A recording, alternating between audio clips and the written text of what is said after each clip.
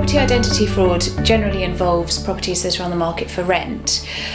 because they're generally empty, and people can quite easily search a particular property on Rightmove or any property advertising site for tenants. And often what fraudsters will do is identify a property that's on the market for rent and then carry out a land registry search to find out whether or not the property has a mortgage on it. Generally, properties with mortgages tend to be more of a difficult challenge for a fraudster, so they like to find properties that are unmortgaged. They will then be able to identify from the land registry who the registered owners are, and they can then put in motion steps to obtain identity papers and passports which carry the name of the registered proprietor. They then apply generally to get a tenancy of the property using some of their own associates who would be assisting them with the fraud.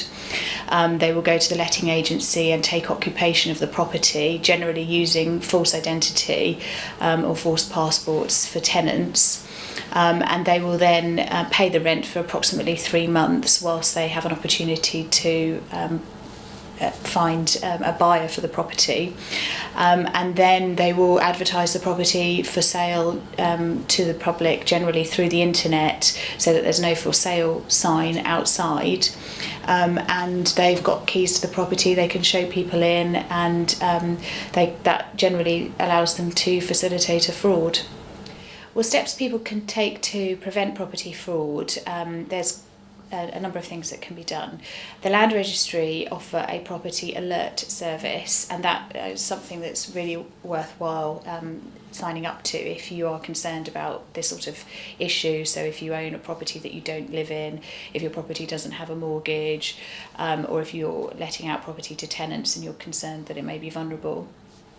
The property alert system will mean that anytime anybody carries out a land registry search against your title,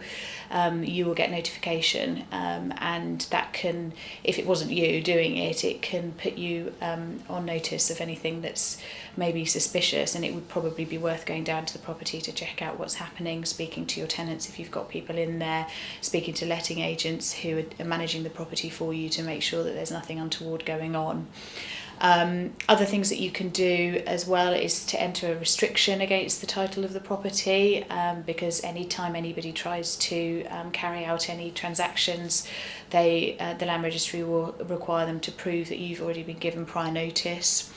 And other steps you can take is obviously just to keep an eye on the property, generally go down there, make sure that your address on the Land Registry is up to date and it's your home address if you're not living at the property, so that you're constantly kept informed and aware of any steps that people may be taking in relation to property that you own. So if you are unfortunate enough to be a victim of a property fraud, then there are certain steps that you can take. Firstly, one would hope that the Land Registry would contact you and ask you whether or not you've actually agreed to sell this property, because whenever there's a new application for registration of a proprietor, the Land Registry will seek permission of the existing proprietor before okaying the transfer. So if your address with the Land Registry is up to date, you should be notified of that. So the first thing to do is simply to protest against any application to register a new proprietor. If the Land Registry aren't able to communicate with you or don't receive any notification from you, then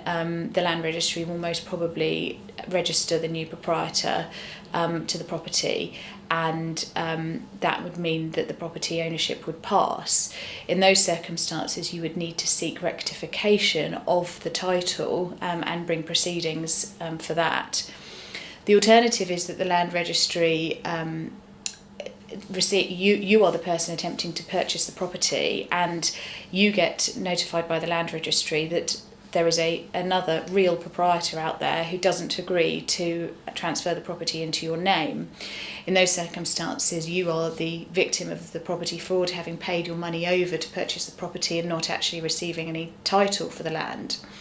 Your remedy in that case would potentially lie with the person that you paid the money to, if they can be traced, so the fraudulent seller, but unfortunately as is quite often the case, they tend to abscond pretty quickly out of the country, and it's very difficult to recover the money from them. So you would need to look at possible remedies against the conveyancing solicitors that were involved in the transaction. Your own solicitor has a duty to act with reasonable care and skill in relation to the property transaction and to protect you from this eventuality. If they haven't exercised their duty sufficiently well, then you may have a claim against them in negligence or for breaching their obligations as trustee of the purchase money, which they're only allowed to part with for purposes of valid completion. So that's the sort of steps that I would advise anybody who is in that unfortunate situation to take.